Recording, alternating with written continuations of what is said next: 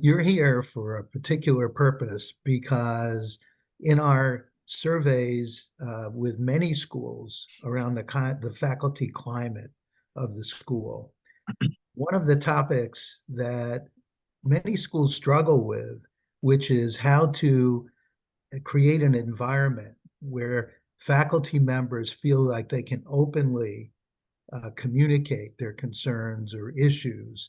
Your school ranked at the top of, well over a dozen schools. So you're here for a purpose. We want to kind of understand sort of the secret sauce of what HALB does in order to create an environment where faculty feel like they can openly communicate. Just to give you a dimension of this and its importance, we did an analysis, a correlation analysis of a whole bunch of factors in terms of what causes or what correlates with a faculty's propensity to want to recommend working at their school to friends or colleagues. And the highest single correlating factor was this one. It may sound Wow. astonishingly shocking, and I'm not saying it's a causative factor, but the factor that most correlated with the propensity of a faculty to want to recommend working at their place of work was this issue of open communication. So it's super important.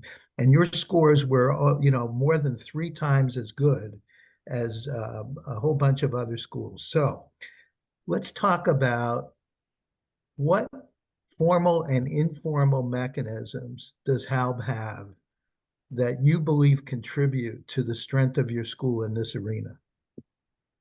Okay. First of all, that's really encouraging. I didn't realize that that data point. I mean, I've long felt this is an important issue, and I've put a lot of emphasis on it.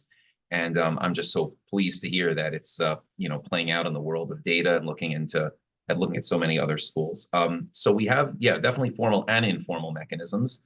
I would say that um, I guess I'm actually going to start with the informal. We really, when I first came to this school 6 years ago, this was something that I personally prioritized with the leadership team. Meaning we very much internally, the 7 of us, we value and really harp on the notion of open communication amongst ourselves. In fact, we read a book together at the very beginning, The Advantage by Patrick Lencioni. He's fairly well known in the management and organizational and leadership world. And the whole book's basically about organizational health, and that the most important thing in any organization is a healthy organization. And he says that starts with the leadership team at the top. And he really emphasizes very open communication, vulnerability-based trust, basically an environment where we talk openly, where there's psychological safety, where we tell each other how we're feeling, obviously in a very respectful way. So I think that really is what started the process when we started by reading this book together and emphasizing it as a team. I think it ultimately not only changed us as how we interrelate with each other, it helped kind of cascade down upon the rest of the institution, because then each leader views this as such an important thing, and they do it with their sub team, and so it goes. And it's just something that gets talked about a lot. We emphasize, hey, come talk to us. We emphasize open door policy, and that I would put is like in the more informal realm. In the more formal realm, we actually we've done 3 faculty surveys, at least in the last 6 years since I've been here.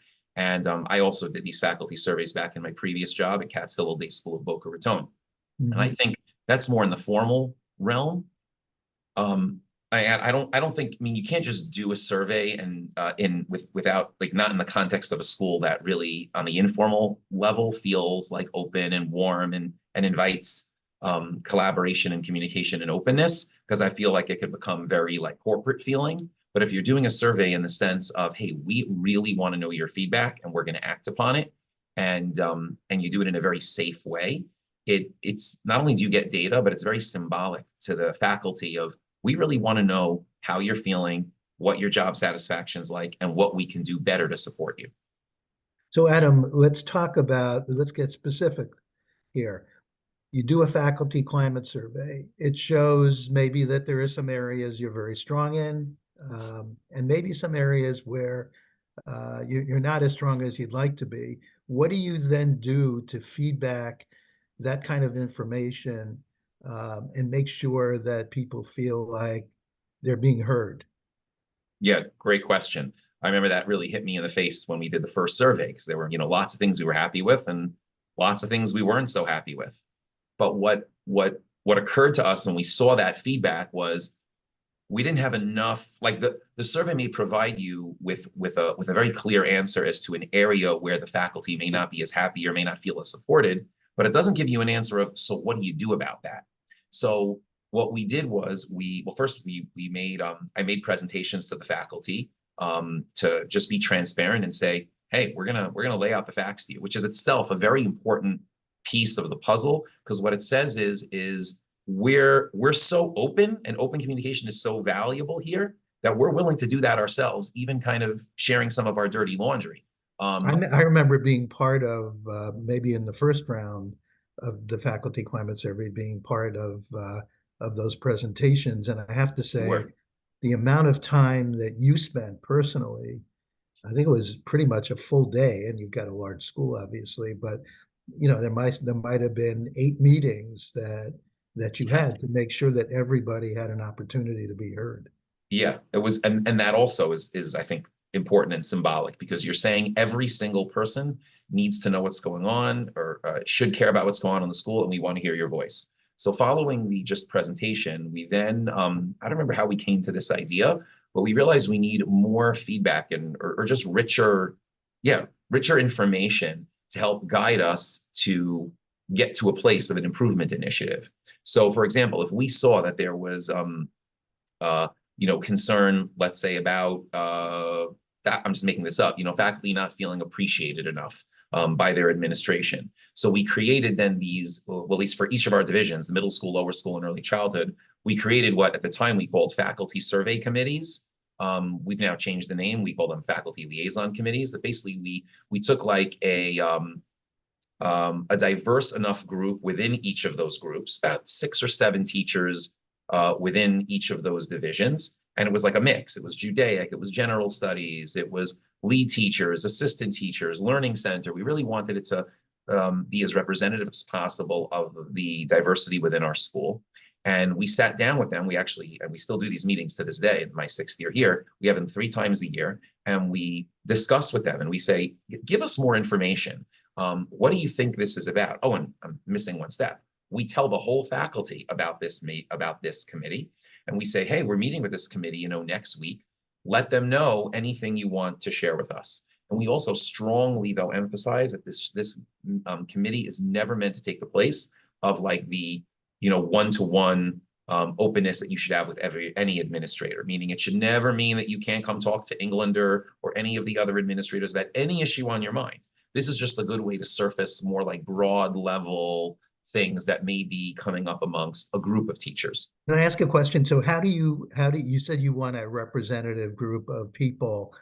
Um, how do you basically select who's on these committees? So we did, that's an interesting question. We didn't just open it up to the world.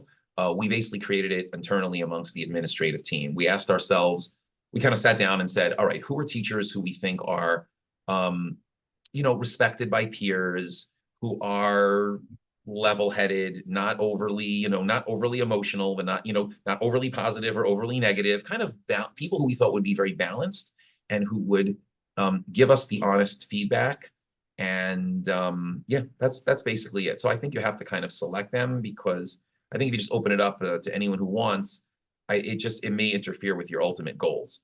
But you also can rotate them, meaning ours have kind of been rotating just naturally. Like one have been like, yeah, I'm ready to move off, and we'll put someone else on. But I probably should. The truth is, I should come up with a more formal system for rotation, but I haven't gotten to that. So you've had the meeting, you've had the discussions with the group. How do you, and you've told the school at large that this is happening, so they know it's happening. How do you then kind of report out and monitor whether, things are improving? Yeah, so that's honestly the hardest and trickiest part. We'll usually come away with a couple of areas that we feel we should work on. Meaning, we understand that in this meeting, it's not meant to solve all the problems. The meeting with this faculty committee is to kind of just surface them. Then the administrative team, again, that team of 7, the leadership team of the school, then sits and discusses and goes, okay, what do we really believe is like the most important issue? What do we really think we need to tackle?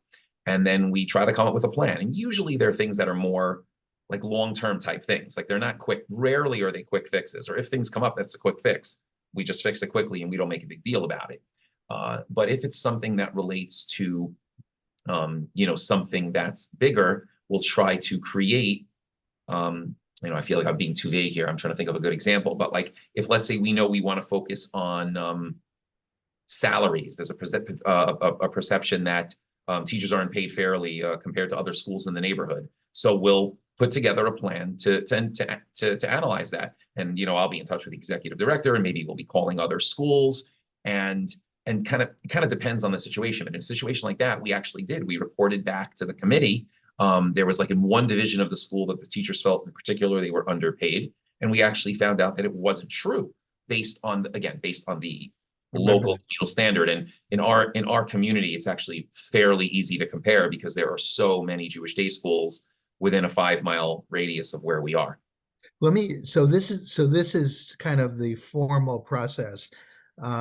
Let's say that complaints bubble up. You hear about complaints, ad hoc complaints. How do you and your team process those on a more ad hoc basis? So we put it on our leadership team meeting agenda. I mean, we meet once a week, every Wednesday at 10 o'clock, and we have like a running Google Doc that it's open to everyone on the team. I kind of manage the meeting, so like I would, I guess, ultimately decide what we discuss and what we don't discuss, but anyone could put any items on that agenda, and we discuss it openly. Meaning there's an understanding amongst the team. That goes back to the first thing I said.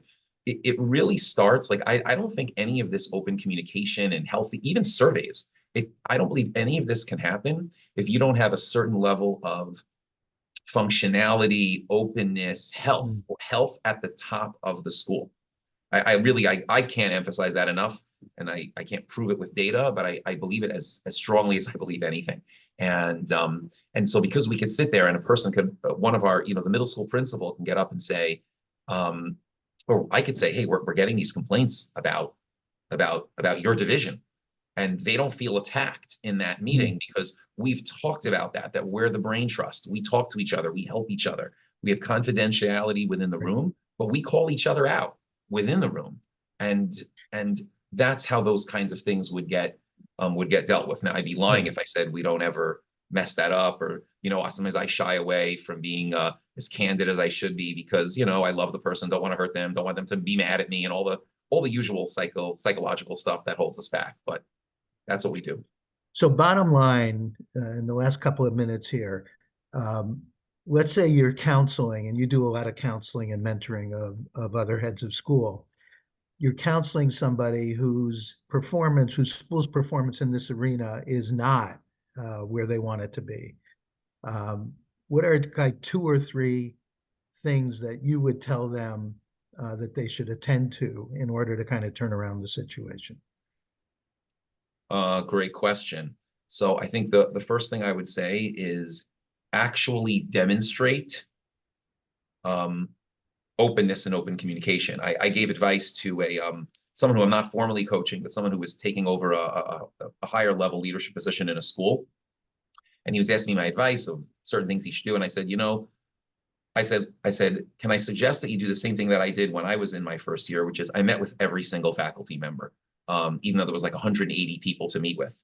I made it a priority. My goal was to do it within the first half of the year. I didn't succeed in that goal, but I got to it by probably March of the first year. And I literally had a meeting with every single person with no agenda to simply say, hi, who are you?